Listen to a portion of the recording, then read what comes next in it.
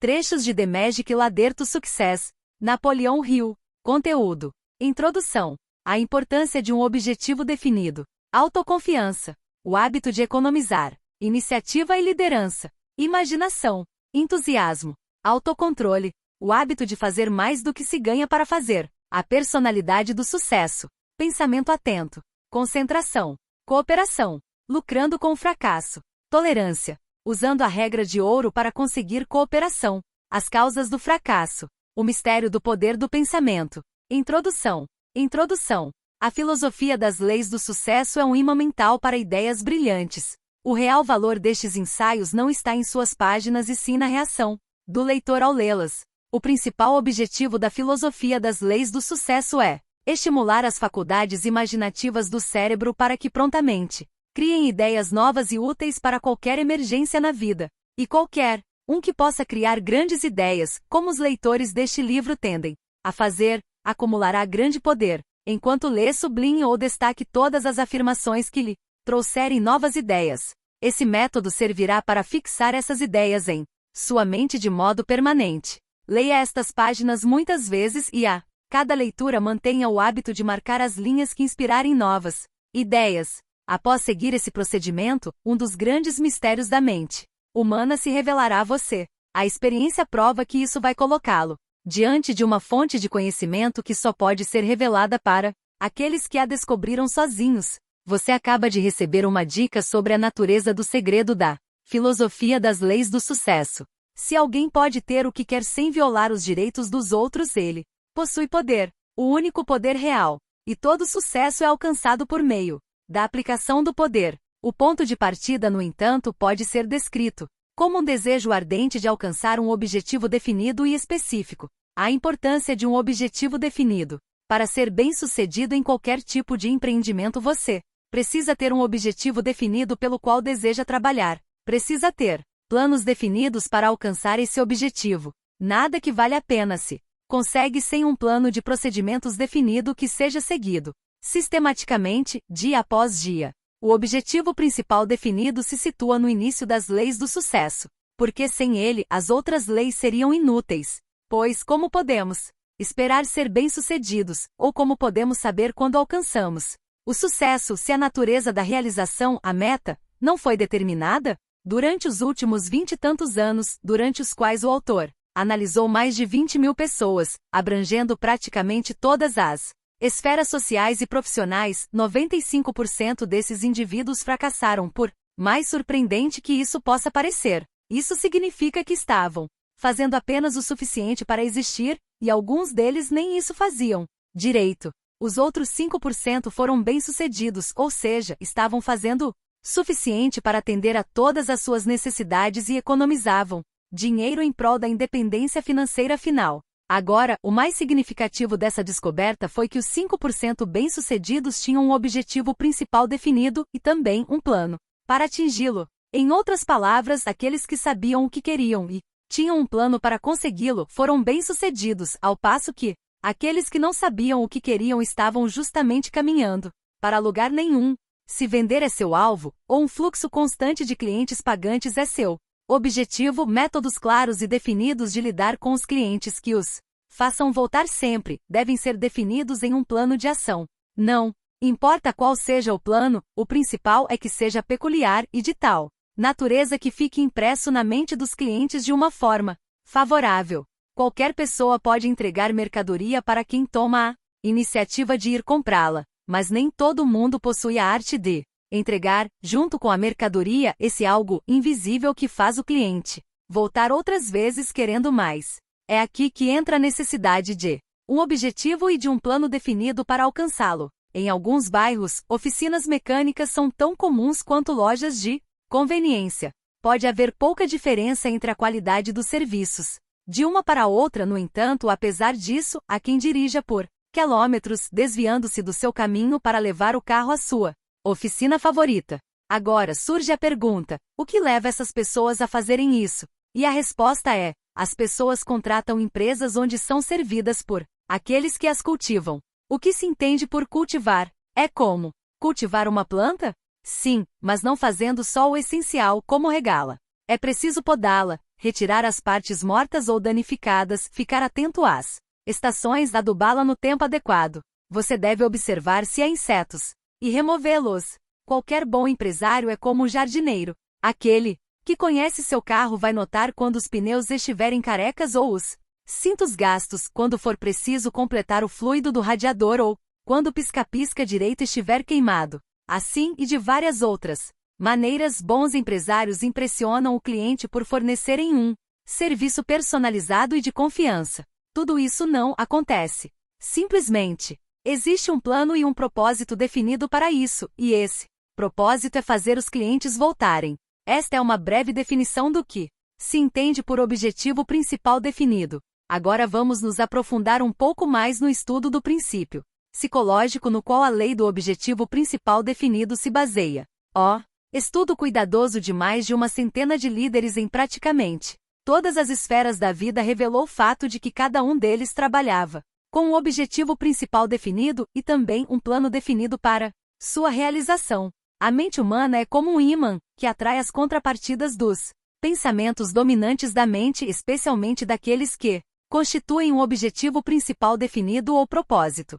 Por exemplo, se alguém estabelece como objetivo principal definido e como propósito de trabalho diário anunciar a 100 novos clientes que comprarão regularmente uma determinada mercadoria ou serviço imediatamente, esse objetivo ou propósito se torna uma influência dominante que conduzirá o dono da empresa a fazer tudo o que for necessário para assegurar esses 100 clientes adicionais.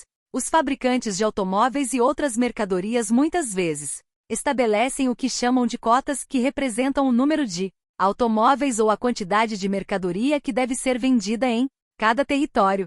Essas cotas, quando estabelecidas de uma forma clara, constituem o objetivo principal definido para o qual todos os que estão envolvidos na distribuição da mercadoria direcionam seus esforços.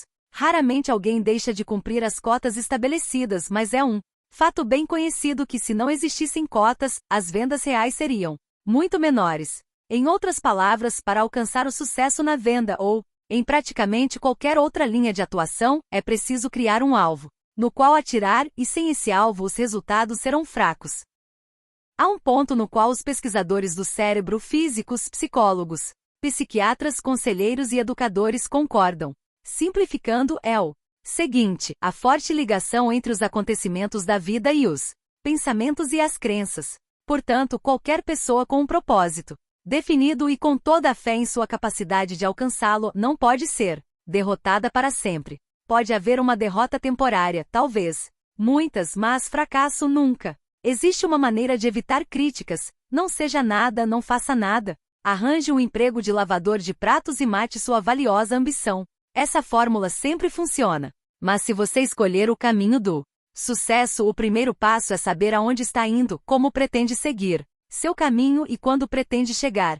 O que é só outro jeito de dizer que você deve escolher um objetivo principal definido. Esse objetivo deve ser escrito em linguagem clara, de modo a ser compreendido por você antes que possa ser entendido por qualquer outra pessoa. Se existir algo nebuloso em seu objetivo, esse não será o seu objetivo definido. Certo líder bem-sucedido uma vez afirmou que 90% do sucesso de qualquer empreendimento estão em saber o que se quer. Isso é verdade. No momento em que escrever seu objetivo principal, você estará plantando uma imagem dele em seu inconsciente, por meio de algum processo que até os cientistas mais esclarecidos ainda não descobriram. A natureza faz com que seu inconsciente use esse objetivo principal como um padrão ou projeto, guiando a maior parte de seus pensamentos, ideias e esforços para a realização desse objetivo. Essa é uma verdade estranha e abstrata que não pode ser mensurada, nem mesmo meditada, mas é uma verdade. Você será levado mais além nos mistérios dessa lei estranha quando chegar à lei da imaginação e as outras logo adiante. Autoconfiança. A próxima lei do sucesso é autoconfiança. É um termo autoexplicativo. Significa que para alcançar o sucesso você deve confiar em si mesmo. Mas isso não quer dizer que você não tenha limitações. Significa que você faz um inventário de si mesmo, descobre quais são suas qualidades fortes e úteis e depois as organiza em um plano de ação definido para atingir seu objetivo principal definido.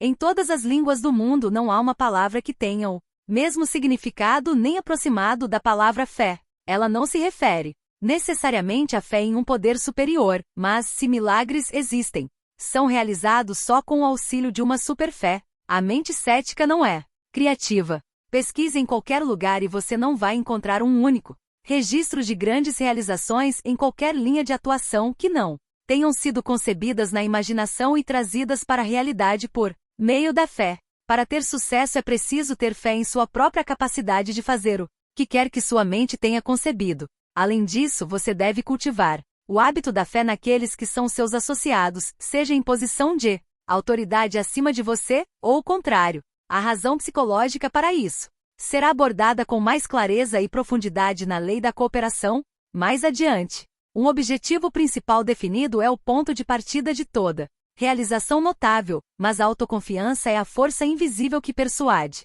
conduz ou leva adiante, até o objetivo se tornar realidade. Sem autoconfiança, nenhuma realização pode ir além da fase de objetivo, e meros objetivos em si não valem nada. Muitas pessoas têm objetivos vagos, mas não chegam a lugar nenhum porque não têm autoconfiança para elaborar planos definidos para alcançá-los. O medo é o principal inimigo da autoconfiança. Cada pessoa vem a este mundo em certa medida amaldiçoada por 6 medos básicos que devem ser dominados antes que ela possa desenvolver autoconfiança suficiente para alcançar um sucesso extraordinário. Os 6 medos básicos são: 1. Medo da crítica. 2. Medo da doença. 3. Medo da pobreza. 4. Medo da velhice. 5. Medo de perder o amor de alguém, geralmente chamado de ciúme. 6. Medo da morte. Esse espaço não permite uma longa descrição da origem desses 6 medos, mas em geral são adquiridos na primeira infância por meio da narração de histórias de fantasmas sobre o fogo do inferno e de muitas outras maneiras. O medo da crítica está no topo da lista porque é, talvez, o mais comum e um dos mais destrutivos dos 6. Dizem que o medo de falar em público é o mais comum, e obviamente o medo da crítica está no cerne dele. Não importa quão urgente seja a mensagem, ou quanto um emprego ou uma venda dependa dela, as mãos úmidas e a fala hesitante afligem um presidente de conselho e um estudante. Um remédio clássico que parece neutralizar esse medo paralisante pelo menos temporariamente, é que o falante imagine seu público nu. Continua sendo um fato que esse medo é egocêntrico, causado por pura vaidade. O conhecimento desse medo básico da crítica gera grandes fortunas para os fabricantes de roupas todos os anos, e custa às pessoas tímidas a mesma fortuna, porque a maioria delas não tem a personalidade ou a coragem de usar roupas fora de moda. Até certo ponto, esse medo básico da crítica é usado pelos fabricantes de automóveis que projetam novos modelos a cada estação, para satisfazer quem procura status e aqueles que precisam ostentar o sucesso, antes de conseguir desenvolver a autoconfiança suficiente para dominar os obstáculos que estão entre você e o sucesso. Faça um inventário de si mesmo e descubra quantos desses 6 medos básicos estão em seu caminho. Poucos dias de estudo, pensamento e reflexão prontamente lhe permitirão apontar os medos ou receios particulares que estão entre você e sua autoconfiança. Depois de descobrir esses inimigos, você poderá facilmente eliminá-los por meio de um procedimento que será descrito mais adiante.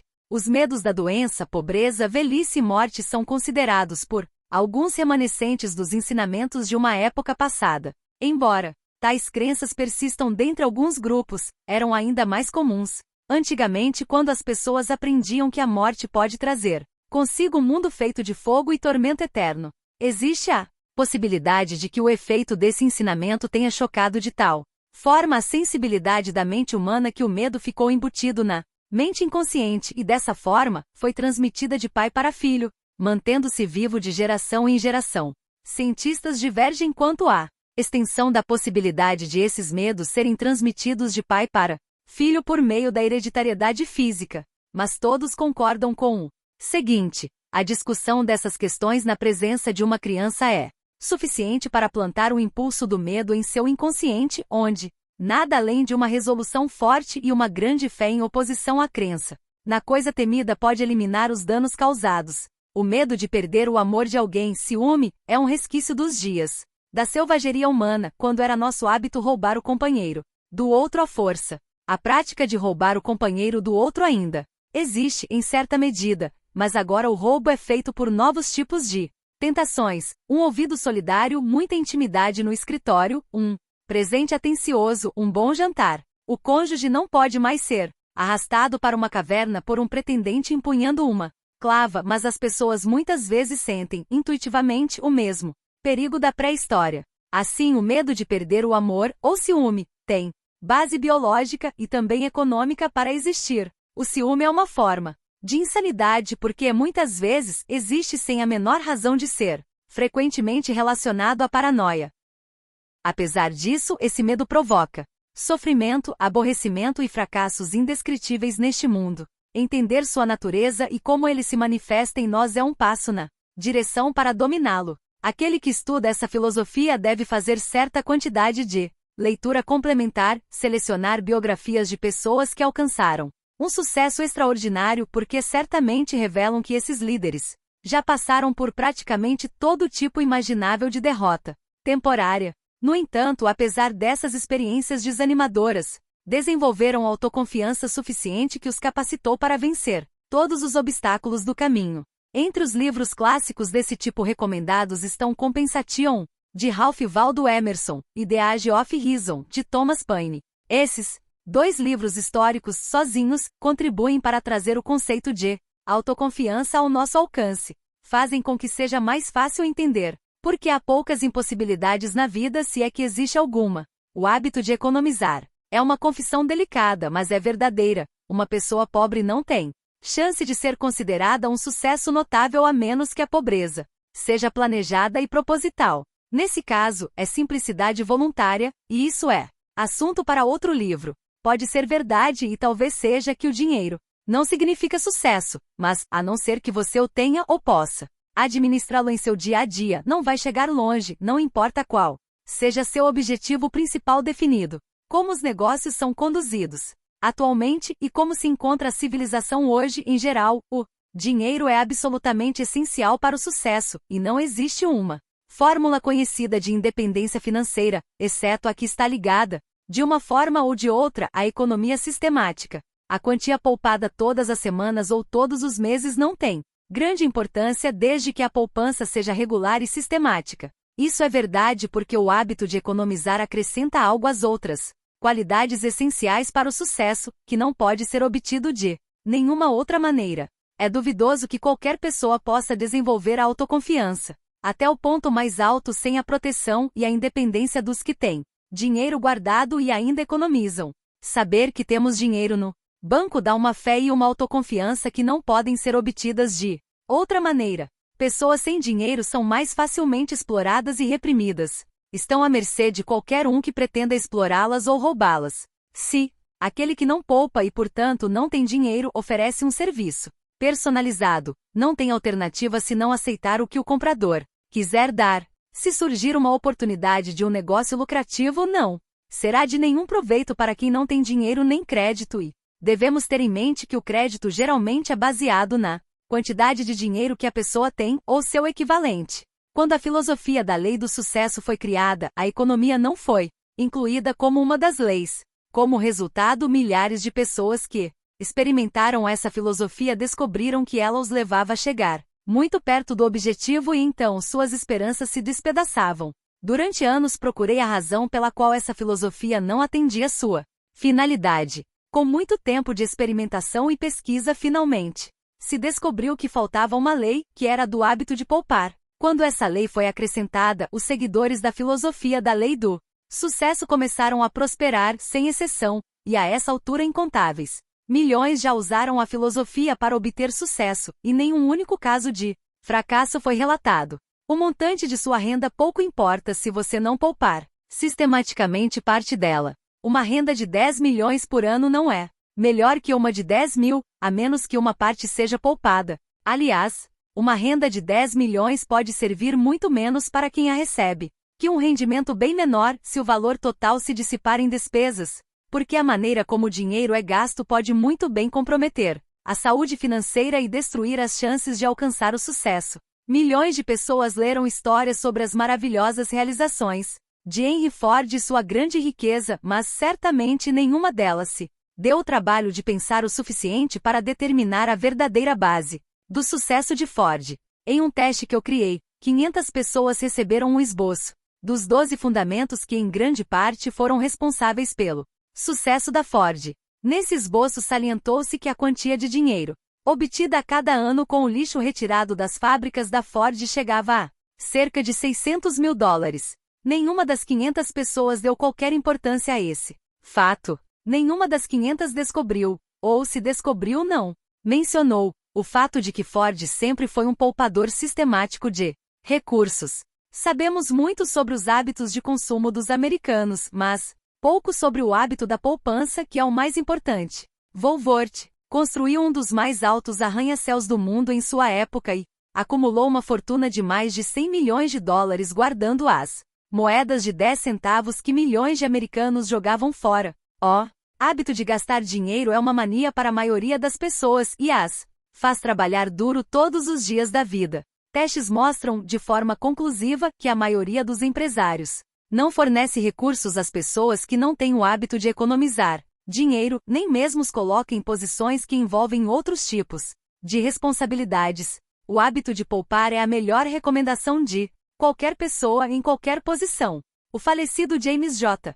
Hill, que foi bem preparado para falar com autoridade sobre o assunto, dizia que há uma regra segundo a qual qualquer um pode determinar se uma pessoa vai ter sucesso na vida. Dizia que a regra vinha na forma de um hábito necessário: economizar dinheiro sistematicamente. Iniciativa e liderança. Todas as pessoas podem ser encaixadas em uma de duas categorias gerais. A primeira é a dos líderes e a outra de seguidores. Os seguidores não alcançam sucesso notável com frequência e só conseguem quando abandonam as fileiras e se tornam líderes. Uma noção equivocada está sendo transmitida pelo mundo entre certo tipo de pessoas que diz que os indivíduos são pagos pelo que sabem. Isso é só parcialmente verdadeiro, e como todas as demais meias-verdades, causa mais dano que a mais óbvia mentira. A verdade é que as pessoas são pagas não só pelo que sabem, mas, mais especificamente, pelo que elas fazem com o que sabem ou pelo que levam os outros a fazer.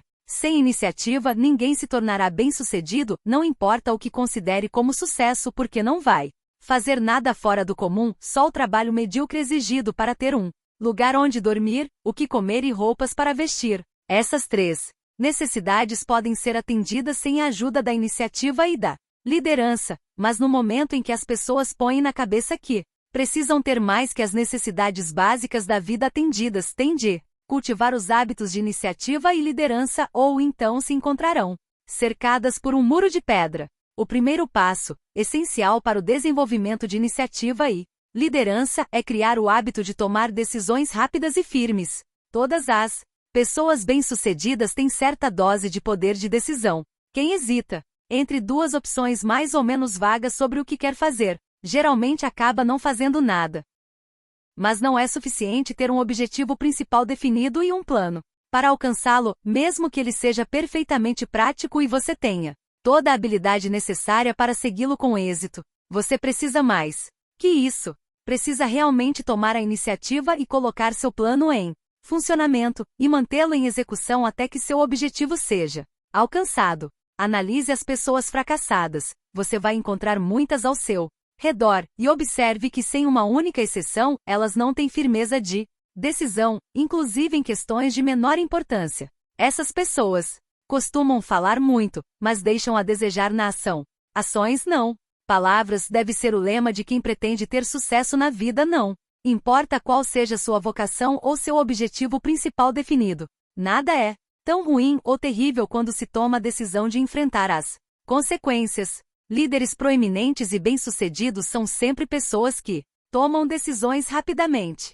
Mas não devemos presumir que decisões rápidas são sempre aconselháveis. Certas circunstâncias exigem deliberação, estudo dos fatos relacionados com a decisão, etc. No entanto, depois que todos os fatos disponíveis forem reunidos e organizados, não haverá desculpa para adiar a decisão, e a pessoa que pratica o hábito de divergir não pode se tornar um líder eficaz até que essa fraqueza seja dominada. Júlio César tinha muita vontade de conquistar os exércitos de outro país, mas vacilou porque não tinha certeza da lealdade de seu próprio exército. Por fim, decidiu criar um plano que assegurasse essa lealdade.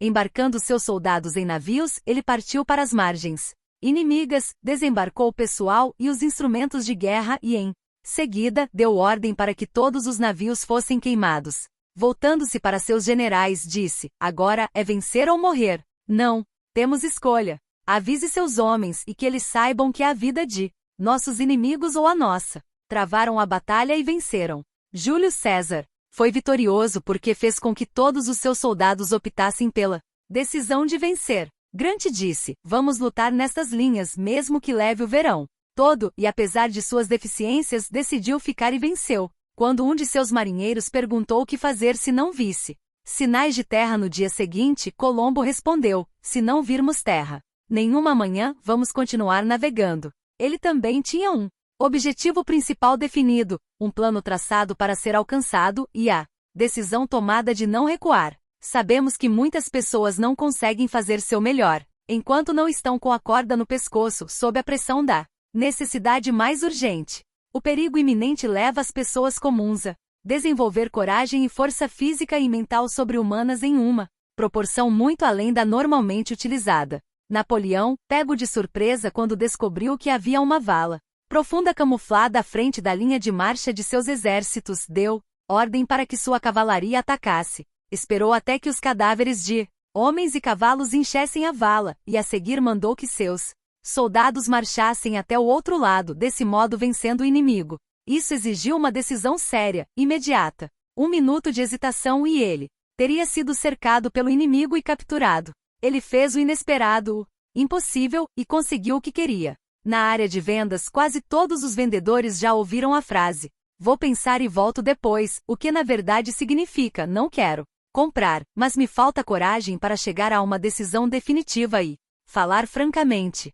Sendo um líder e compreendendo o valor da iniciativa, o verdadeiro vendedor não aceita isso como resposta. Ele começa imediatamente a ajudar o cliente no processo de pensar e, em pouco tempo, o trabalho está concluído e a venda feita. Imaginação. Ninguém nunca realizou nada, nada jamais foi feito, nenhum plano já desenvolvido, nenhum objetivo principal definido, sem o uso da imaginação.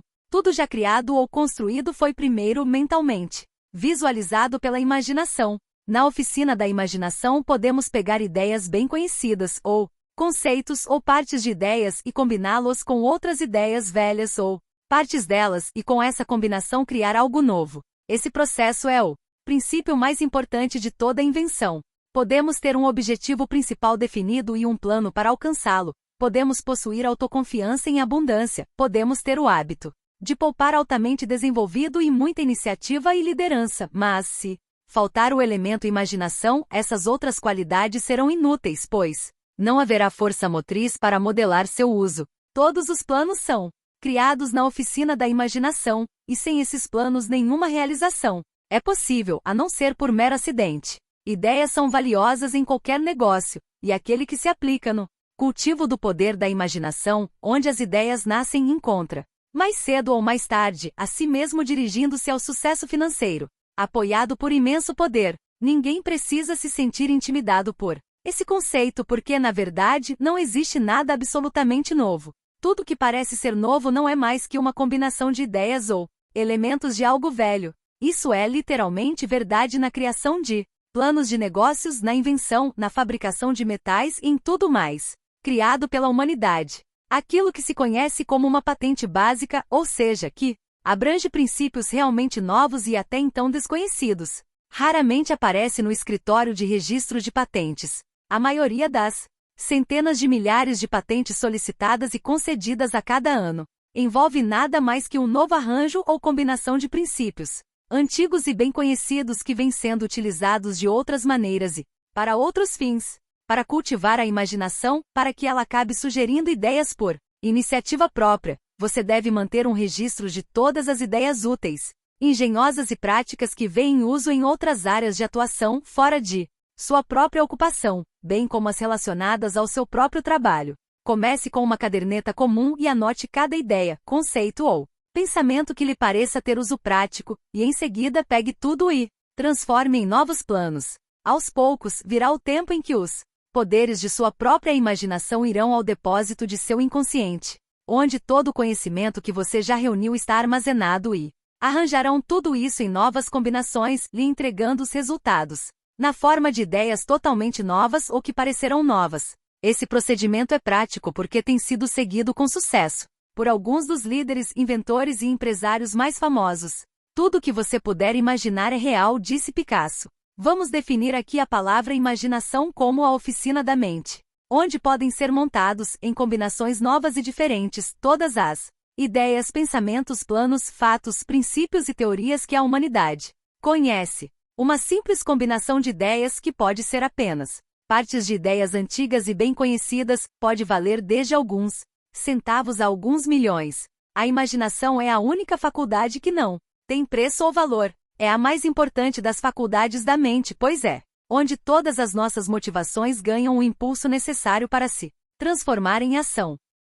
O sonhador, que só faz sonhar, usa a imaginação também, mas ele está aquém de utilizar essa grande faculdade de forma eficiente porque falta o impulso de pôr os pensamentos em prática. É aqui que a iniciativa entra em ação. Mesmo conhecendo as leis do sucesso e entendendo as ideias por si só são inúteis se não forem concretizadas. O sonhador que cria ideias práticas deve embasá-las em 3 das leis precedentes, a saber: 1. Importância de um objetivo principal definido. 2. Autoconfiança. 3. Iniciativa e liderança. Sem a influência dessas 3 leis, ninguém pode colocar pensamentos, ideias em ação, mesmo que o poder de sonhar, imaginar e criar seja altamente desenvolvido. Ter sucesso na vida é problema seu. Como? Isso é algo que você deve responder sozinho, mas, no geral, deve proceder mais ou menos da seguinte forma: 1.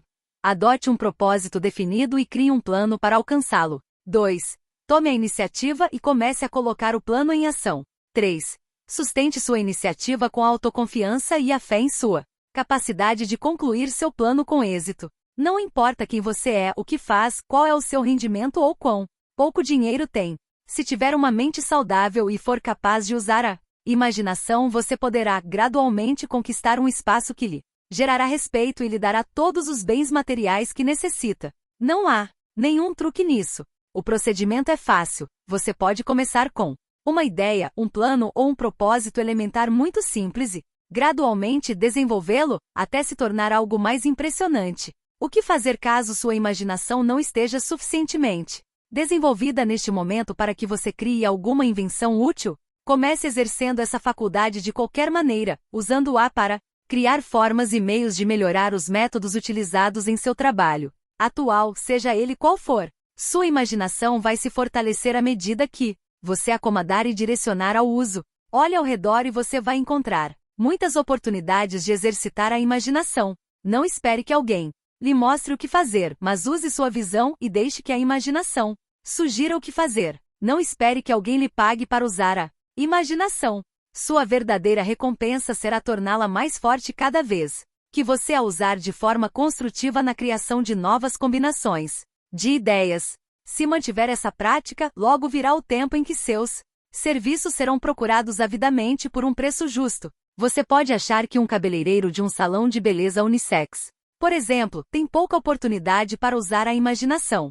Nada poderia estar mais longe da verdade. Na realidade, quem trabalha em um lugar assim pode exercitar a imaginação da melhor forma atendendo cada cliente que entrar no salão de tal modo que ele volte sempre. Além disso, o cabeleireiro pode dar um passo adiante e encontrar formas de conseguir um novo cliente a cada dia, ou uma vez por semana, ou uma vez por mês, e assim em pouco tempo aumentar significativamente a renda do salão. Mais cedo ou mais tarde, quem praticar esse tipo de exercício de imaginação com o suporte da autoconfiança e da iniciativa, além de um objetivo principal definido, criará, com certeza, um novo plano que vai atrair novos clientes para o salão de todos os lugares e, então, estará na grande estrada para o sucesso. Uma análise completa de todas as profissões revela que o ramo mais rentável em todo o planeta é o de vendas. Uma pessoa dotada de mente e imaginação férteis cria uma invenção útil, mas pode ser incapaz de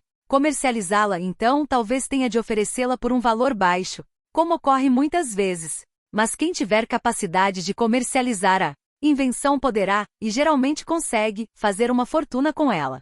Quem for capaz de criar planos e ideias que façam o número de clientes de qualquer negócio aumentar constantemente e que for capaz de deixar todos os clientes satisfeitos, está no caminho para o sucesso, independente do produto ou serviço oferecido. Não é o objetivo deste breve esboço da filosofia da lei do sucesso mostrar o que e como você deve fazer e sim listar as regras gerais de procedimento aplicadas em todos os empreendimentos bem-sucedidos, para que qualquer pessoa possa compreendê-las. Elas são simples e facilmente seguidas por qualquer um. Entusiasmo. O verdadeiro significado de entusiasmo dá a essa qualidade uma importância que ultrapassa de longe a animação de torcida que essa palavra também nos traz à mente. De raiz grega significa inspiração e contém nada menos que a palavra do Criador. Aqueles que o sentem, naturalmente são afortunados de verdade. Parece mais que mera coincidência que as pessoas mais bem-sucedidas em todas as esferas da vida, e em especial na área de vendas, sejam do tipo entusiasmado. O entusiasmo é uma força motriz que não só dá maior poder a quem o tem, como também é contagioso e afeta todos a quem atinge. O entusiasmo no trabalho que fazemos não permite que o achemos chato. Observou-se que mesmo pessoas que exercem o penoso trabalho de escavação podem acabar com a monotonia de seu trabalho cantando enquanto cavam. É um fato bem conhecido que é mais fácil para as pessoas serem bem-sucedidas quando trabalham com o que mais gostam e, por isso, facilmente se sentem entusiasmadas com o trabalho. O entusiasmo é também a base da imaginação criativa. Quando a mente vibra em um nível elevado, é receptiva aos altos níveis semelhantes de vibração de fontes externas, o que proporciona, assim, uma condição favorável para a imaginação criativa. Observa-se que o entusiasmo tem importante papel em outros princípios que constituem a filosofia da lei do sucesso, na imaginação, na mente atenta e na personalidade do sucesso. O entusiasmo, para ter valor, deve ser controlado e dirigido a determinados fins. Quando descontrolado, pode ser, e normalmente é, destrutivo. Convém que a lei seguinte do autocontrole seja mencionada logo depois do entusiasmo, pois é necessário muito equilíbrio para dominá-lo. Autocontrole. A falta de autocontrole já provocou tristeza para mais pessoas que qualquer outra fraqueza conhecida da raça humana. Esse mal se manifesta em um momento ou outro na vida de todo mundo. Qualquer pessoa de sucesso deve ser munida de um nivelador de emoções. Quando as pessoas perdem a cabeça, algo acontece no cérebro que precisa ser compreendido melhor. Quando ficamos extremamente irritados, certas glândulas ativadas por emoções negativas começam a esvaziar seu conteúdo no sangue, e se isso se mantiver por muito tempo, a quantidade será suficiente para causar sérios danos a todo o sistema. Mas também há outras razões pelas quais se deve desenvolver o autocontrole. Por exemplo, o indivíduo que não tem autocontrole pode facilmente ser dominado por alguém que tenha e levado a dizer ou fazer, o que mais tarde pode causar constrangimentos. O sucesso na vida é, em grande parte, uma questão de negociação harmoniosa com outras pessoas, e isso requer muito autocontrole. Certa vez, observei uma longa fila de pessoas irritadas diante do balcão de atendimento de uma grande loja de departamentos de Chicago. De longe percebi que a jovem que ouvia as queixas se mantinha docemente calma e sorria o tempo todo, apesar dos insultos de alguns clientes. Um a um, essa jovem dirigiu os clientes ao departamento correto, e com tal postura que fez com que eu me aproximasse para ver o que estava acontecendo. Parada atrás do balcão de atendimento estava outra jovem que também ouvia os clientes, fazia anotações e as passava sobre o ombro da atendente. Essas anotações continham a essência de todas as queixas, menos o sarcasmo e abuso da pessoa que fazia a reclamação. Acontece que a moça do balcão era surda.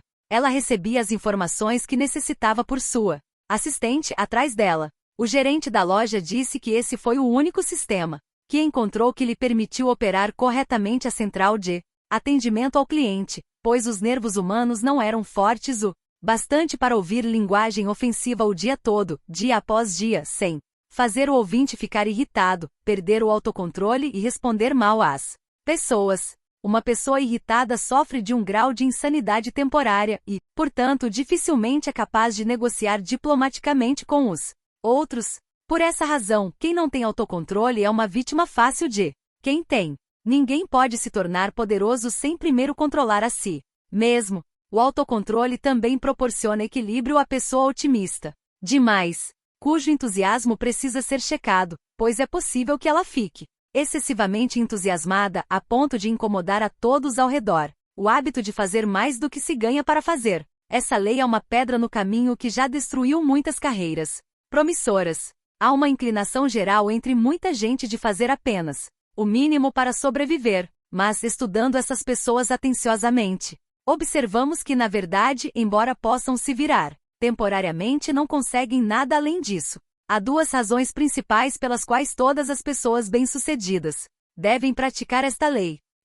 Assim como um braço ou uma parte do corpo fica mais forte na exata proporção de sua utilização, a mente fica mais forte com o uso. Ao fazer a maior quantidade possível de tarefas, as faculdades utilizadas para realizá-las acabam ficando mais fortes e precisas. 2. Ao fazer mais do que aquilo pelo que é pago, você estará chamando atenção de forma positiva, e não vai demorar muito até que seja procurado com ofertas impressionantes por seus serviços. Haverá um mercado contínuo para eles. Faça e você terá o poder, disse Ralph Waldo Emerson, nosso maior filósofo atual. Isso é literalmente verdade. A prática leva à perfeição. Quanto melhor você fizer seu trabalho, mais apto se tornará a fazê-lo, e isso, com o tempo, vai levá-lo a tal perfeição que você vai ter poucos, se tiver algum, concorrentes em seu campo de atuação. Ao prestar mais e melhor serviço que aquele para o qual é pago, você tira proveito da lei de retornos crescentes, e acabará sendo pago de uma forma ou de outra por muito mais serviço do que realmente oferecer. Isso não é mera teoria inventiva. Realmente funciona nos testes mais práticos. Não pense, no entanto, que a lei sempre funciona instantaneamente. Você pode prestar mais e melhor serviço do que deveria por alguns dias, e depois interromper a prática e voltar ao velho hábito de fazer só o mínimo necessário para sobreviver, e os resultados de modo algum o beneficiarão. Mas se adotar o hábito como parte de sua filosofia de vida e ficar conhecido por todos como quem presta esse serviço por escolha, não por acaso, mas com deliberada intenção, em breve você verá disputa por seu serviço. Você vai notar que não é fácil encontrar muitas pessoas que prestam esse serviço, o que é o melhor para você, porque vai se destacar dentre praticamente todas as outras pessoas que fazem um trabalho semelhante ao seu. A lei do destaque é poderosa, e você pode lucrar com ela. Algumas pessoas usam o fraco, mas famoso argumento de que não vale a pena prestar mais e melhor serviço além do que se é pago para fazer, porque ninguém reconhece. Dizem ainda que trabalham para pessoas egoístas que não reconhecem o serviço. Maravilha! Quanto mais egoísta for um empregador, mais estará inclinado a continuar a empregar uma pessoa que faz questão de prestar esse serviço diferenciado, tanto em quantidade quanto em qualidade. Esse egoísmo vai impulsionar tais patrões a reconhecer esses serviços. No entanto, se o empregador vir a ser a proverbial exceção, aquele que não tem visão suficiente para analisar seus empregados, então é só uma questão de tempo até que todos os que prestam serviço a ele atraiam a atenção de outros empresários que terão prazer em recompensá-los. O estudo cuidadoso da vida de indivíduos bem-sucedidos mostrou que praticar apenas essa lei fielmente trouxe a compensação pela qual, em geral, se mede o sucesso. Se eu tivesse que escolher uma das leis de sucesso como a mais importante, se tivesse que me desfazer de todas as outras, sem um instante de hesitação eu escolheria essa: prestar mais e melhor serviço além daquilo pelo que me pagam. A personalidade do sucesso. A personalidade do sucesso é agradável, não antagoniza. Ela não pode ser definida em meia dúzia de palavras, pois representa a soma total de todas as características da pessoa, boas e ruins. Sua personalidade é totalmente diferente de qualquer outra. É a junção de suas qualidades, emoções, características, aparência, etc. que o distingue de todas as outras pessoas da Terra. Suas roupas são parte importante de sua personalidade, o modo como você as usa, a harmonia de cores que escolhe, a qualidade e muitos outros detalhes indicam muito daquilo que é intrinsecamente parte de sua personalidade. Psicólogos afirmam que podem analisar com precisão qualquer pessoa em muitos aspectos importantes, deixando-a solta em uma loja de roupas que venda grande variedade com instruções para ela escolher livremente. A expressão facial mostrada pelas linhas de nosso rosto ou pela falta delas constitui parte determinante da personalidade. A voz, o tom, o timbre, o volume e a linguagem que usamos também são, porque nos marcam instantaneamente depois de falarmos como uma pessoa refinada ou o contrário. Nosso aperto de mão constitui parte importante da personalidade. Se, ao cumprimentar, você oferece uma mão fraca e sem vida como um peixe morto, revela uma personalidade sem nenhum sinal de entusiasmo ou iniciativa. Em geral, a personalidade agradável pode ser encontrada na pessoa que fala de forma gentil e delicada, escolhe palavras refinadas que não ofendam, usa um tom calmo de voz, escolhe roupas de estilo e cores que se harmonizam de forma apropriada. Encontra-se em alguém que é altruísta e não só disposto, mas desejoso de servir aos outros, que é amigo de todos, ricos e pobres, independente da política, crença e profissão. A personalidade agradável pertence a alguém que se abstém de falar mal de outras pessoas com ou sem justa causa, que consegue conversar sem ser atraído para assuntos vulgares ou discussões inúteis sobre temas polêmicos como religião e política. Encontra-se em alguém que vê tanto o bom quanto o ruim nas pessoas, mas é tolerante com um. Segundo, que procura não mudar nem repreender os outros, que sorri com frequência com sinceridade. A personalidade agradável é uma característica de quem ama música e crianças pequenas, que tem compaixão por todos que estão em apuros e perdoa atos de crueldade, que voluntariamente concede aos outros o direito de fazer o que quiserem, desde que não interfiram nos direitos de ninguém. Encontra-se em alguém que sinceramente se esforça para ser construtivo em cada pensamento e ação, que incentiva os outros e os estimula para maior e melhor desempenho no trabalho que escolheram. Uma personalidade agradável pode ser adquirida por qualquer pessoa que tenha vontade de aprender a negociar seu caminho pela vida, sem atrito, com o objetivo de ficar bem com os outros, em paz e tranquilidade. Um dos homens mais conhecidos e bem-sucedidos dos Estados Unidos uma vez disse que preferiria uma personalidade agradável, como definida nestas páginas, ao diploma que lhe foi conferido mais de 50 anos atrás pela Universidade de Harvard. Em sua opinião, um homem poderia fazer mais com uma personalidade agradável do que com um diploma universitário, mas sem ela. O desenvolvimento de uma personalidade agradável exige o exercício de autocontrole, porque haverá muitos incidentes e muitas pessoas testarão sua paciência e destruirão suas boas resoluções. Mas a recompensa é digna do esforço, porque aquele que possui uma personalidade agradável se destaca da maioria das pessoas com tanta coragem, que suas qualidades agradáveis se tornam ainda mais pronunciadas. Quando Abraham Lincoln era jovem, ouviu dizer que um grande advogado, conhecido por ser um orador impressionante, ia defender um cliente acusado de assassinato a cerca de 64 quilômetros de sua casa. Ele andou por toda essa distância para ouvir o homem, que era um cativante orador sulista. Depois de ouvir o discurso do homem, que já saía do tribunal, Lincoln foi em sua direção no corredor, estendeu a mão áspera e disse: "Eu andei 64 quilômetros para ouvi-lo, e andaria 100 para ouvi-lo novamente." O advogado olhou para o jovem Lincoln, torceu o nariz e,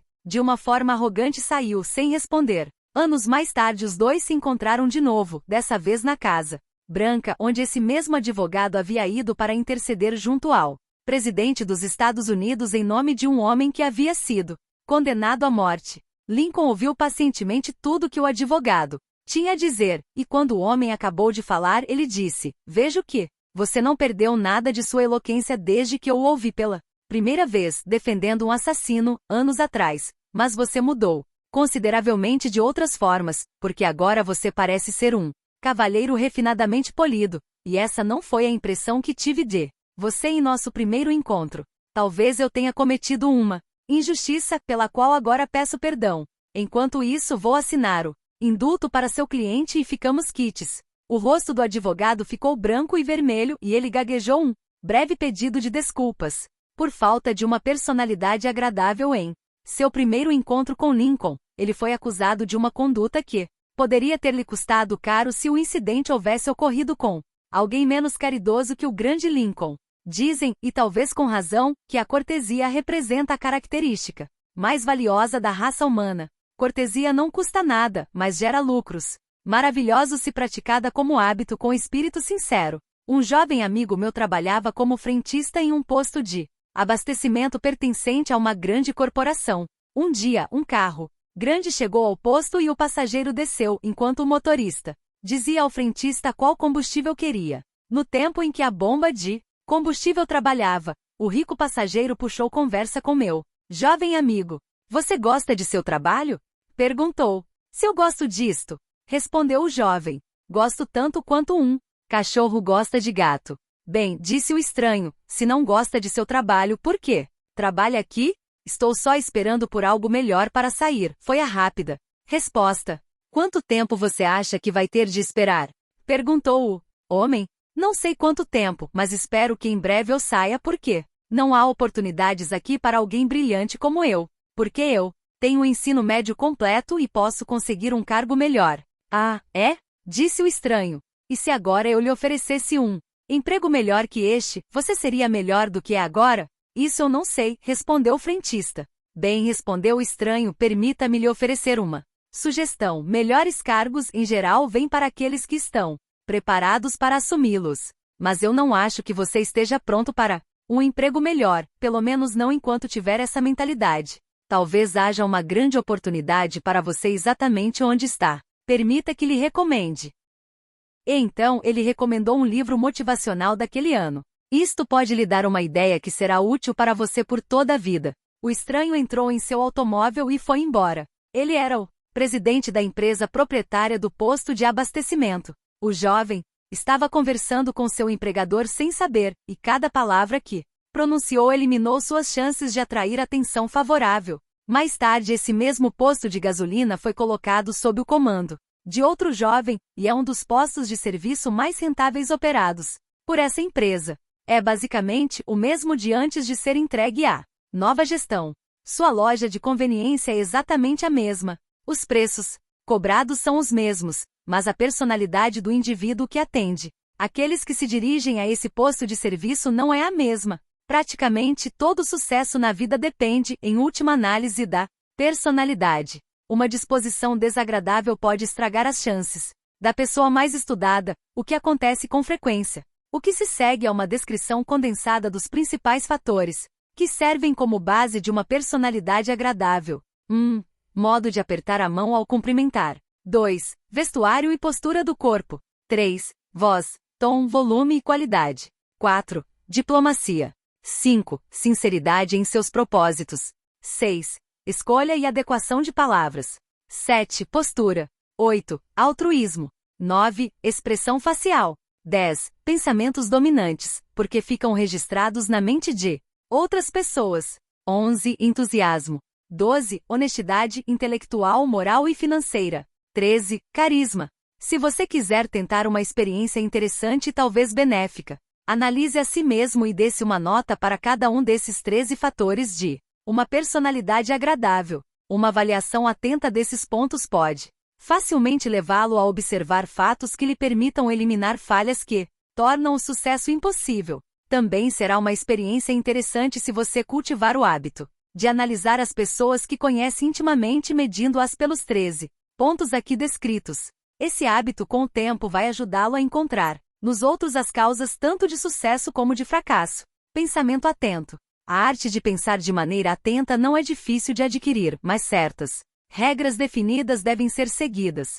Para pensar dessa forma, a pessoa deve seguir pelo menos 2 princípios básicos. 1. O pensamento atento demanda que se separem os fatos da mera informação. 2. Os fatos, uma vez determinados, devem ser separados em 2 classes, importantes e sem importância ou irrelevantes. Uma pergunta surge naturalmente: o que é um fato importante? E a resposta é: um fato importante é qualquer um que seja essencial para a realização de seu objetivo principal definido, ou que possa ser útil ou necessário em sua profissão. Todos os outros fatos, ainda que possam ser úteis e interessantes, têm relativamente pouca importância no que diz respeito ao indivíduo. Ninguém tem direito de ter uma opinião sobre qualquer assunto se não decorrer de um processo de raciocínio com base em todos os fatos disponíveis relacionados com o tema. Apesar disso, no entanto, quase todas as pessoas têm opiniões sobre quase todos os assuntos, estando familiarizadas com esses temas ou não, conhecendo ou não fatos relacionados a eles. Julgamentos rápidos e opiniões não são, na verdade, opiniões, são meras conjecturas ou suposições, não têm valor, não há uma ideia nelas. Qualquer pessoa pode passar a pensar de forma acurada se reunir os fatos, todos os que estiverem disponíveis com um esforço razoável, antes de tomar decisões ou formular opiniões sobre qualquer assunto. Quando você ouve alguém começar um discurso com generalidades, como, ouvi dizer que fulano de tal, ou ouvi no jornal que fulano de tal fez isso e aquilo, talvez despreze a pessoa por não pensar de forma atenta, porém, deveria receber as opiniões, palpites, declarações, conjecturas dela, mas com um pé atrás. Tenha cuidado também para não falar de forma entusiasmada e especulativa sem base em fatos conhecidos. Em geral, conhecer os fatos sobre qualquer assunto requer considerável esforço e essa é talvez a principal razão por tão poucas pessoas perderem tempo ou se darem o trabalho de colher fatos que, em base em suas opiniões, você está presumivelmente estudando esta filosofia com o propósito de aprender como pode se tornar mais bem-sucedido, e se isso for verdade, então deve romper com as práticas comuns das massas que não pensam e não dedicam tempo reunindo fatos que embasem seus pensamentos. Que isso exige esforço todo mundo sabe, mas é preciso ter em mente que o sucesso não é algo que dá em árvore na qual ele cresceu sozinho. O sucesso representa a perseverança, o autossacrifício, a determinação e um caráter forte. Tudo tem seu preço, e nada pode ser obtido sem pagá-lo. Ou, se algo de valor for assim obtido, não poderá ser mantido por muito tempo.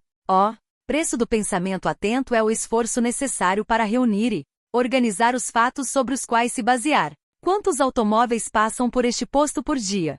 Perguntou o gerente de uma rede de postos de serviço a um novo funcionário. E em quais dias o trânsito é mais pesado? Eu sou da opinião de que, começou o jovem. Não me importa sua opinião, interrompeu o gerente. O que eu perguntei pede uma resposta baseada em fatos. Opiniões não valem nada quando existem fatos reais que podem ser obtidos. Com o auxílio de uma calculadora de bolso, o frentista começou a contar os automóveis que passavam em seu posto a cada dia. Foi mais além, registrou o número dos que pararam e abasteceram diariamente, durante 2 semanas, inclusive aos domingos. E isso não foi tudo. Ele estimou o número de automóveis que deveriam ter parado em seu posto a cada dia por 2 semanas. Indo ainda mais longe, criou um plano que custou apenas o preço de uns folhetos e que, na verdade, aumentou o número de automóveis que pararam em seu posto nas 2 semanas seguintes. Isso não era parte de seus deveres, mas a pergunta que o dono lhe fizera o havia feito pensar, e ele decidiu lucrar com o incidente. O jovem em questão agora é sócio de uma rede de postos de serviços, e um homem moderadamente rico graças à sua capacidade de se tornar um pensador atento. Concentração. Aquele que atira para todo lado raramente realiza muito em qualquer negócio. A vida é tão complexa, e há tantas formas de dissipar energia sem lucro, que o hábito do esforço concentrado deve ser desenvolvido e adotado por quem quiser ser bem-sucedido. O poder se baseia em esforço ou energia organizada. A energia não pode ser organizada sem o hábito da concentração de todas as faculdades em uma coisa de cada vez. Uma lupa comum pode ser usada para concentrar os raios solares em uma madeira e queimá-la abrindo um furo em poucos minutos. Esses mesmos raios não vão nem aquecer a madeira se não estiverem concentrados em um único ponto. A mente humana é semelhante à lupa, porque é o meio pelo qual todas as faculdades do cérebro podem ser reunidas e funcionar de forma coordenada, assim como os raios do sol podem ser focados em um ponto, com o auxílio da lente.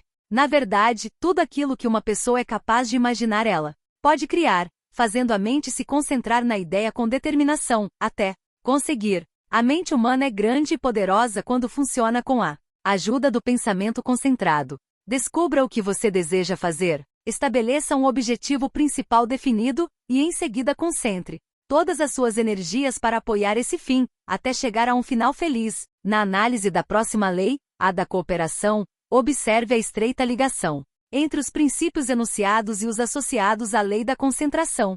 Em qualquer lugar, quando um grupo de pessoas se alia em espírito organizado e cooperativo para realizar algum objetivo definido, podemos observar que está aplicando a lei da concentração, e sem ela, a aliança não terá poder real. Pingos de chuva, quando caem isoladamente sem ordem nenhuma, representam uma grande forma de energia, mas que não pode ser chamada de poder real enquanto essas gotas não forem coletadas em um rio ou represa e essa energia não for usada de forma organizada, ou, enquanto não estiverem confinadas em uma caldeira sendo transformadas em vapor. Em todos os lugares, independente da forma em que se encontra, o poder é desenvolvido por meio de energia concentrada.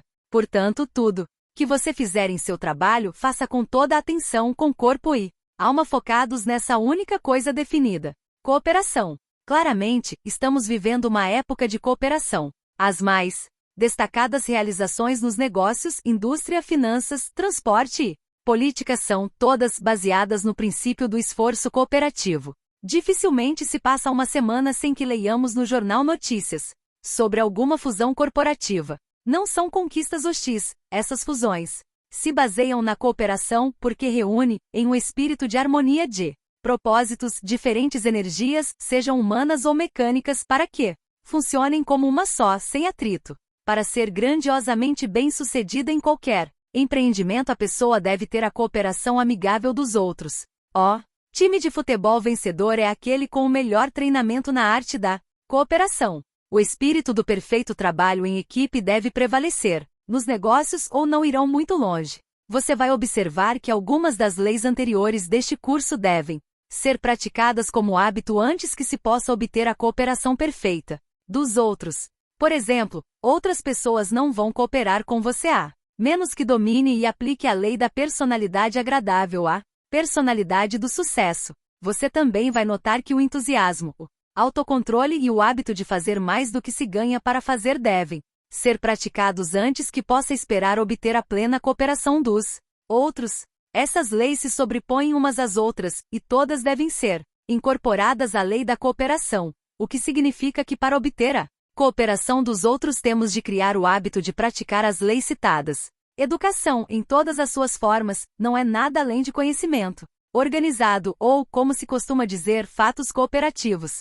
Ninguém está disposto a cooperar com uma pessoa que tem uma personalidade ofensiva. Ninguém está disposto a cooperar com alguém que não é entusiasta ou que não tem autocontrole. O poder vem do esforço organizado e cooperativo. Uma dúzia de soldados bem treinados, trabalhando com esforço perfeitamente coordenado, pode dominar uma multidão de milhares de pessoas que careçam de liderança e organização. É fato, embora o mundo científico ainda não o possa endossar, que sempre que duas ou mais mentes se aliam em direção a qualquer empreendimento com espírito de harmonia e cooperação, surge um poder invisível que provê mais energia ao objetivo. Teste isso do seu jeito, observando a reação de sua própria mente quando está com pessoas que você trata como amigos. Compare sua reação ao que acontece quando está com pessoas de quem você não gosta. Associação amigável nos inspira com uma misteriosa energia de outra forma não experimentada, e essa grande verdade é a pedra angular da lei da cooperação.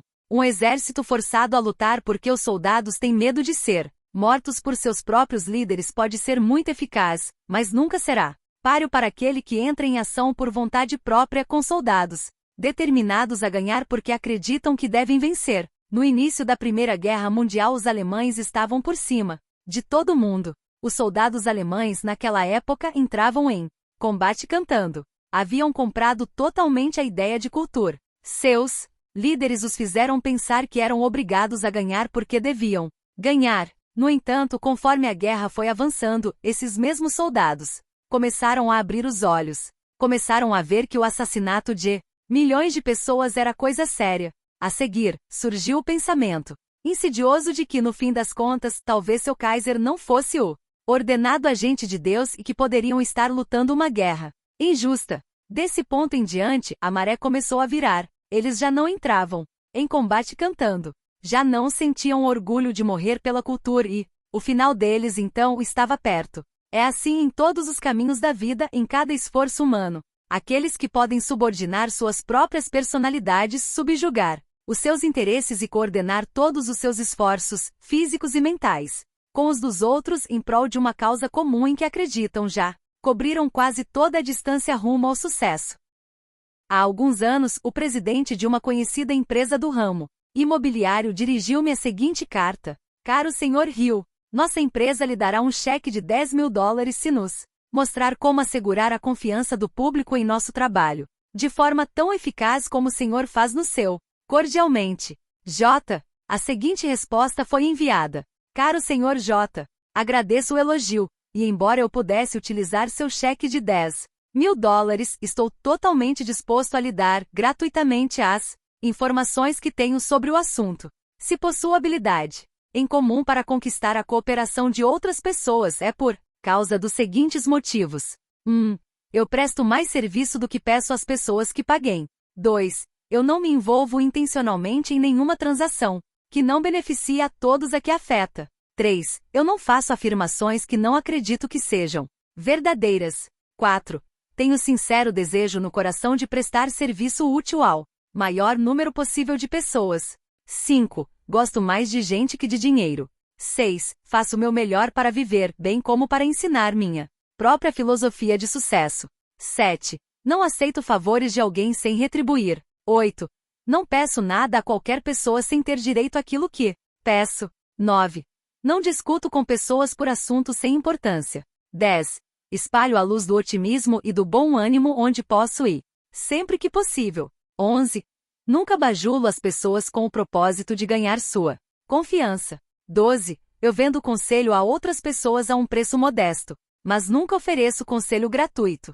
13. Enquanto ensinava aos outros como alcançar o sucesso, eu demonstrei que posso fazer minha filosofia funcionar para mim também, ou seja, eu pratico o que prego. 14. Acredito tão completamente no trabalho que faço que meu entusiasmo por ele se torna contagioso e influencia outras pessoas. Se houver quaisquer outros elementos naquilo que o Senhor acredita ser minha capacidade de obter a confiança dos outros, não sei quais são. Aliás, sua carta levantou uma questão interessante e me fez analisar a mim mesmo de um modo que eu nunca havia feito antes.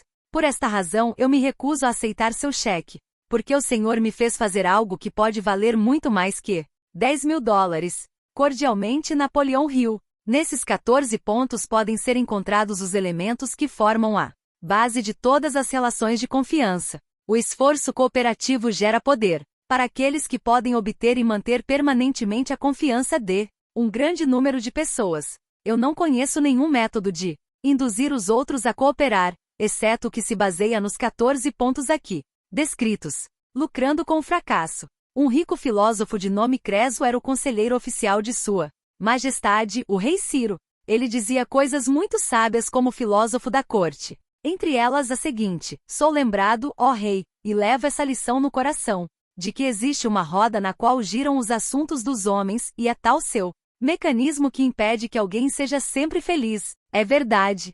Existe uma espécie de destino invisível ou uma roda girando na vida de todos nós. Às vezes ela nos traz boa sorte e outras vezes azar, apesar de tudo que nós, seres humanos, indivíduos, possamos fazer. No entanto, essa roda obedece à lei da média, protegendo-nos, assim, do azar contínuo. Se o azar vem hoje, existe a esperança no pensamento de que seu oposto chegue no próximo giro da roda ou no seguinte ou no outro, etc. O fracasso é uma das partes mais benéficas da experiência de um ser humano, porque existem muitas lições necessárias que devem ser aprendidas antes de começar a ter sucesso, que não podem ser ensinadas por nenhum outro mestre que não o fracasso. O fracasso é sempre uma bênção disfarçada, ensinando-nos alguma lição útil que não poderíamos ou não teríamos aprendido sem ele. O fracasso é para a vida o que o forno de olaria é para o ceramista. É o que nos fortalece. No entanto, milhões de pessoas cometem o erro de aceitar o fracasso como final, sendo que ele é, como a maioria dos outros eventos da vida, transitório. As pessoas bem-sucedidas devem aprender a distinguir entre fracasso e derrota temporária. Cada pessoa experimenta em um momento ou outro alguma forma de derrota temporária, e dessas experiências decorrem algumas das maiores e mais benéficas lições. Na verdade, a maioria de nós é constituída de tal modo que se nunca experimentássemos uma derrota temporária, ou o que alguns chamam equivocadamente de fracasso, logo nos tornaríamos tão egoístas, independentes que nos julgaríamos mais importantes que a divindade. Existem algumas pessoas assim neste mundo, e dizem que elas se referem à divindade como eu e Deus com forte ênfase no eu. Dores de cabeça são benéficas, apesar de serem muito desagradáveis, porque representam a linguagem da natureza. Nesse caso, ela alerta em voz alta para o uso inteligente do corpo humano, particularmente do estômago e de órgãos secundários por meio dos quais a maioria de nós cria grande parte das doenças físicas. A mesma coisa acontece com a derrota ou fracasso temporário. Isso é um alerta da natureza, que nos sinaliza que estamos indo na direção errada, e se formos razoavelmente inteligentes e dermos ouvidos a esses sinais, seguiremos um rumo diferente e por fim seguiremos o caminho do nosso objetivo principal definido. Eu dediquei mais de um quarto de século à pesquisa com o objetivo de descobrir quais eram as características apresentadas e utilizadas pelas pessoas bem-sucedidas nas áreas do comércio, indústria, política, diplomacia, religião, finanças, transporte, literatura, ciência, etc. A pesquisa envolveu a leitura de mais de 1000 obras científicas, empresariais e biográficas, a uma média de mais de um livro desses por semana. Uma das descobertas mais surpreendentes feitas por meio dessa enorme quantidade de pesquisa foi o fato de que todas as pessoas, excepcionalmente bem-sucedidas, independente da área de atuação, haviam sofrido reveses, adversidades, derrota temporária e, em alguns casos, fracasso permanente mesmo, como indivíduos. Não foi descoberta nenhuma única pessoa bem-sucedida cujo êxito tenha sido sem que experimentasse o que, em muitos casos, pareciam obstáculos insuportáveis que tiveram de ser superados. Descobriu-se também que essas pessoas chegavam ao sucesso na proporção exata em que viveram honestamente a derrota, sem fugir dela. Em outras palavras, o sucesso é medido sempre pela extensão que qualquer indivíduo encontra e lida diretamente com os obstáculos que surgem na busca por seu objetivo principal definido. O Canal do Panamá não foi construído sem fracasso. Muitas e muitas vezes as escavações profundas desabavam, e os engenheiros tinham de voltar e fazer o trabalho de novo. Para quem estava de fora, muitas vezes parecia que algumas escavações nunca poderiam manter as encostas em pé, mas a perseverança, além de um objetivo principal definido, finalmente entregou ao mundo o mais maravilhoso corpo artificial de água do ponto de vista da utilidade. Surge em minha mente um poema que acredito que é o melhor já escrito sobre o fracasso. Mostra os benefícios da derrota com tanta clareza, e de forma tão completa que está aqui reproduzido como segue. Se a natureza quer construir um homem, se a natureza quer ensinar um homem, e eletrizar um homem, e adestrar um homem, se a natureza quer treinar um homem, para cumprir uma nobre missão, quando ela quer de todo o coração criar um homem tão ousado e grande, que todo mundo exaltará, observai o seu método e caminhos, como impiedosamente aperfeiçoa aquele que ela elege, como o desbasta e o martiriza, e o converte a poderosos golpes, num esforço de argila que diverte. Somente a natureza que o compreende. Enquanto torturado o coração, aos céus levanta a suplicante mão, quando seu bem a natureza o empreende. Como abate sem jamais quebrar, como se serve do que vai sagrar, como derrete e não o deixa em paz, e com que antes ela sempre o induz, e apresenta a sua luz ao mundo. A natureza sabe o que faz. Se a natureza quer pegar um homem, e deseja sacudir um homem, e se ela pretende despertar um homem, se a natureza quer fazer um homem, que no futuro cumpra-lhe o decreto, quando ela tenta habilidosamente,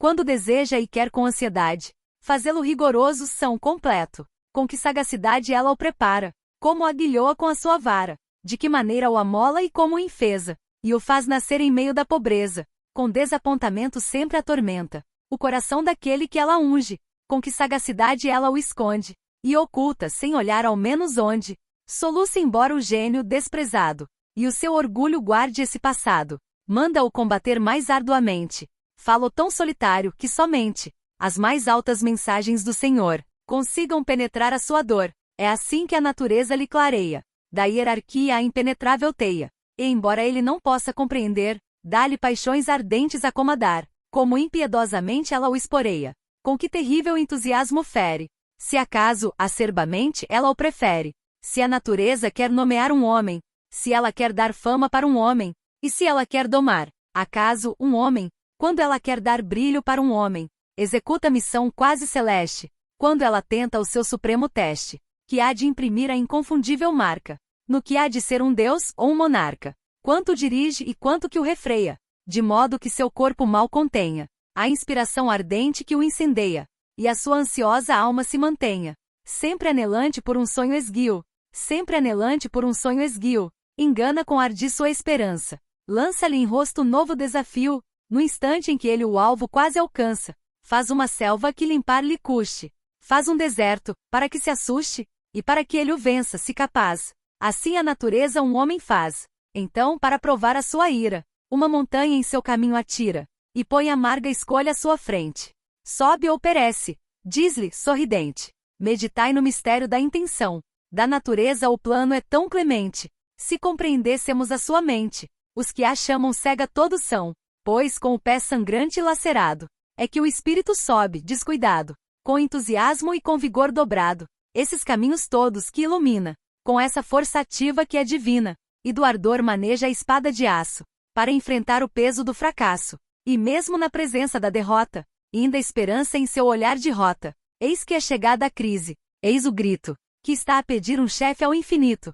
Só quando o povo implora por salvação, é que ele vem governar a nação. Então, a natureza diz-nos: tomem, eu lhes entrego, finalmente, um homem. Angela Morgan. Não tenha medo da derrota temporária, mas aprenda alguma lição com ela. Isso que nós chamamos de experiência consiste, em grande parte, do que aprendemos com os erros, os nossos e os de outras pessoas. Tome cuidado para não ignorar o conhecimento que pode ser adquirido com os erros. Tolerância. A intolerância já causou mais sofrimento do que qualquer uma das muitas outras formas de ignorância. Praticamente todas as guerras nasceram da intolerância. Desentendimentos entre o chamado capital e trabalho são, em geral, consequência da intolerância. É impossível para qualquer pessoa observar a lei do pensamento atento sem antes ter adquirido o hábito da tolerância, porque a intolerância leva o indivíduo a fechar o livro do conhecimento e escrever: ótimo, já sei tudo, na capa. A forma mais prejudicial de intolerância nasce de diferenças de opiniões religiosas e raciais. A civilização, como a conhecemos hoje, carrega as profundas feridas da rude intolerância de todas as eras, principalmente as de natureza religiosa. Sermos vizinhos bons ou ruins depende muito de quão tolerantes somos uns com os outros. A intolerância é o resultado da ignorância, ou, em outras palavras, da falta de conhecimento. Pessoas bem informadas raramente são intolerantes, porque sabem que ninguém conhece o suficiente para ter direito de julgar os outros. Pelo princípio da hereditariedade social, de nosso meio e dos ensinamentos religiosos na infância, herdamos nossas ideias acerca de religião. Talvez nossos próprios professores não estivessem certos em tudo, e se tivéssemos sempre esse pensamento em mente, não permitiríamos que esses ensinamentos nos levassem a acreditar que somos donos da verdade e que as pessoas que foram ensinadas de outra forma sobre esse assunto estão todas erradas. Há muitas razões para sermos tolerantes, e a principal é o fato de que a tolerância permite mente aberta para nos guiar na direção dos fatos e, isso por sua vez, leva a um pensamento atento. Aqueles que tiveram a mente fechada pela intolerância, não importa de que tipo ou natureza, nunca poderão pensar com precisão, o que já é motivo suficiente para nos levar a dominar a intolerância. Talvez não seja seu dever ser tolerante com outras pessoas cujas ideias, opiniões religiosas, tendências políticas e raciais sejam diferentes das suas, mas é seu privilégio. Você não tem de pedir permissão a ninguém para ser tolerante, é algo que você mesmo controla em sua própria mente, portanto a responsabilidade que vem com a escolha também é sua. A intolerância está intimamente relacionada aos 6 medos básicos descritos na lei da autoconfiança, e podemos afirmar como fato positivo que ela é sempre resultado do medo ou da ignorância. Não há exceções a essa regra. No momento em que outra pessoa, desde que ela não seja intolerante, descobrir que você está amaldiçoado pela intolerância, poderá fácil e rapidamente marcá-lo como vítima do medo e da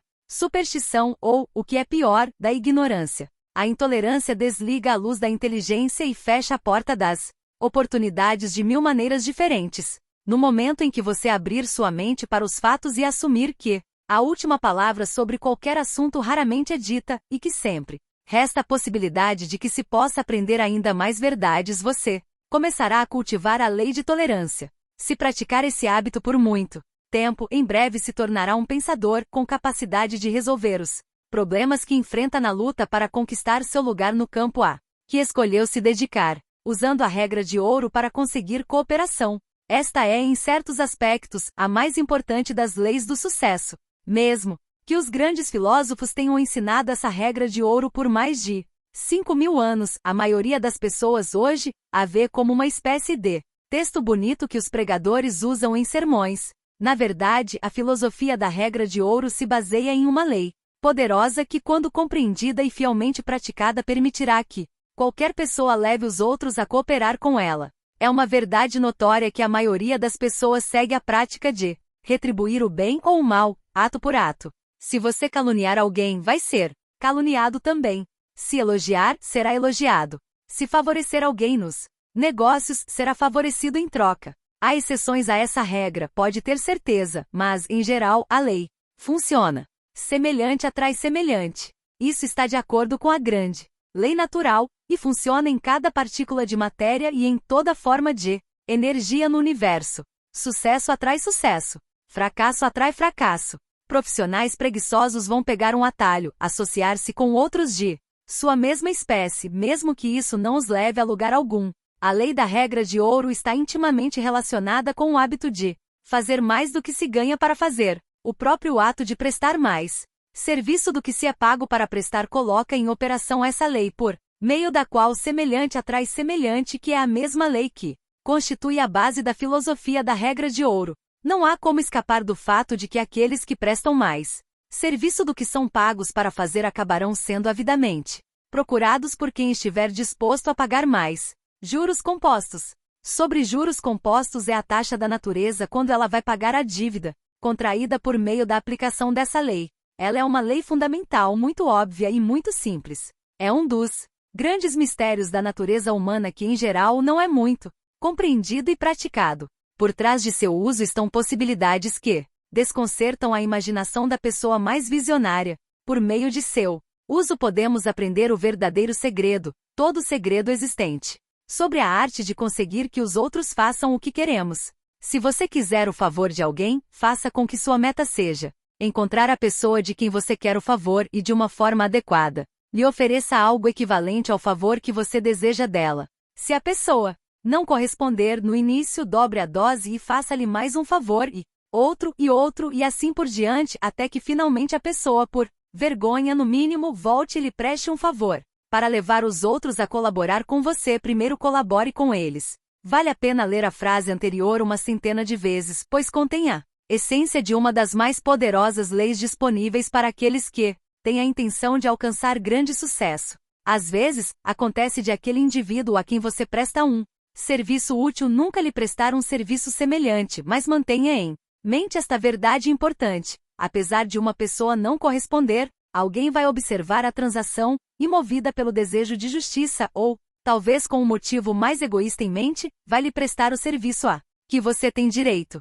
O que o homem semeia, isso mesmo colherá. Gálatas 6:7. Isso é mais que mera pregação, é uma grande verdade prática que pode se tornar a base de toda realização bem-sucedida. Por vias sinuosas ou em linha reta, cada pensamento que você tiver, cada ação que executar vai reunir um monte de outros pensamentos ou ações em consonância com sua mesma natureza e voltar para você no tempo certo. Não há como escapar dessa verdade. Ela é tão eterna quanto o universo, tão infalível quanto a lei da gravidade. Ignorá-la é pôr-se o rótulo de ignorante ou indiferente, duas coisas que vão destruir suas chances de sucesso. A filosofia da regra de ouro é a verdadeira base sobre a qual as crianças deviam ser educadas. É também a verdadeira base sobre a qual os adultos deviam ser guiados. Usando a força ou aproveitando circunstâncias injustas é possível construir uma fortuna sem observar a regra de ouro, e muitos fazem isso, mas essas fortunas não podem trazer felicidade, porque ganho mal obtido obrigatoriamente acaba com a paz de espírito. Ideias são os produtos mais valiosos da mente humana. Se puder criar ideias aproveitáveis e as puser em prática, você poderá conseguir o que quiser como pagamento. Riqueza criada ou adquirida pela filosofia da regra de ouro não traz consigo arrependimentos, não perturba a consciência nem destrói a paz de espírito. Feliz é o homem que faz da regra de ouro seu lema profissional e vive fielmente de acordo com ela, tanto no sentido literal quanto no figurado, contemplando não só sua essência mas também as letras escritas. As causas do fracasso. Nas páginas anteriores você teve uma breve descrição dos fatores por meio dos quais se alcança o sucesso. Agora vamos voltar a atenção para alguns fatores que causam o fracasso. Analise a lista e talvez você encontre aqui o motivo de qualquer fracasso ou derrota temporária que tenha experimentado. A lista se baseia em uma análise precisa de mais de 20.000 fracassos e abrange homens e mulheres em todos os segmentos. Alicerce hereditário desfavorável. Essa causa de fracasso está no topo da lista. Nossa configuração genética pode ser um bem, ou pode ser uma deficiência sem muita solução, e o indivíduo não é responsável por isso. 2. Falta de um propósito bem definido ou de um objetivo principal, definido pelo qual se esforçar. 3. Falta de ambição para despontar acima da mediocridade.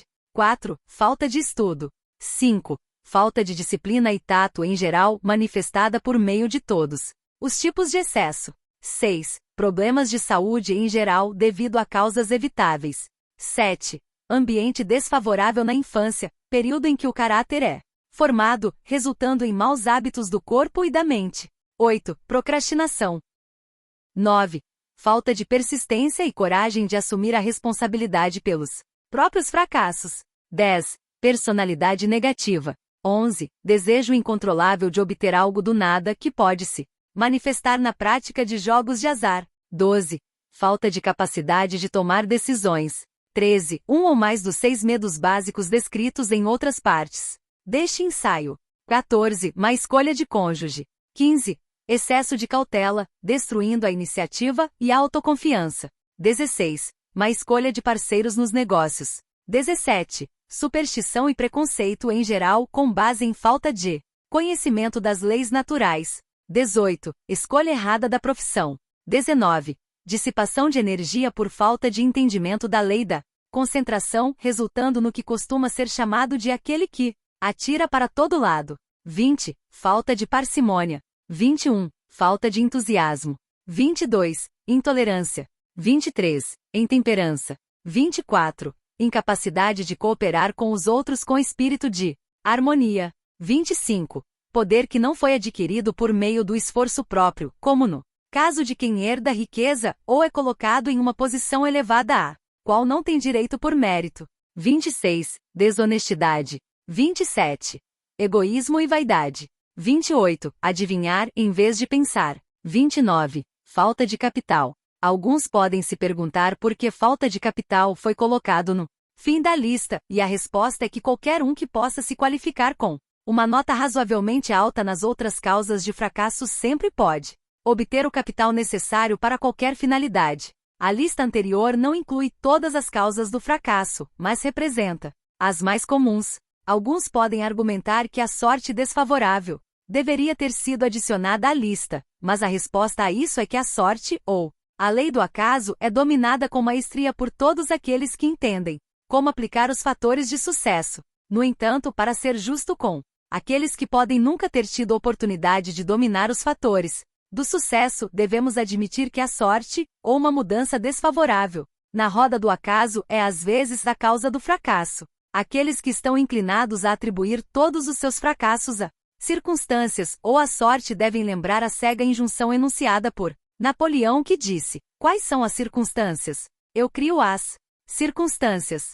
A maioria das circunstâncias e resultados desfavoráveis da sorte é determinada por nós mesmos. Não nos esqueçamos disso. Eis aqui o relato de um fato, e uma confissão que vale a pena ser lembrada. A filosofia da lei do sucesso que até hoje tem prestado serviço útil a incontáveis milhões de pessoas em toda a Terra é, em grande parte, resultado de quase 20 anos do chamado fracasso de minha parte. No curso mais extenso de filosofia da lei do sucesso na aula Lucrando com o fracasso, o aluno vai observar que encontrei o fracasso, a adversidade e os reveses tantas vezes que seria justo se eu gritasse: a sorte está contra mim.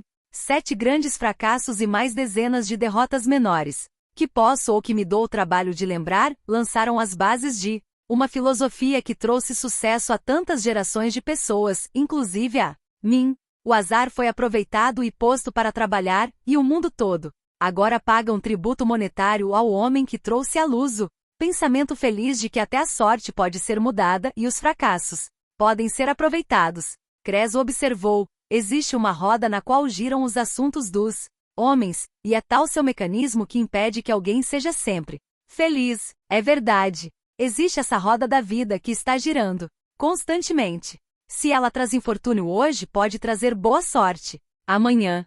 Se isso não fosse verdade, a filosofia da lei do sucesso seria uma farsa, oferecendo nada além de falsas esperanças.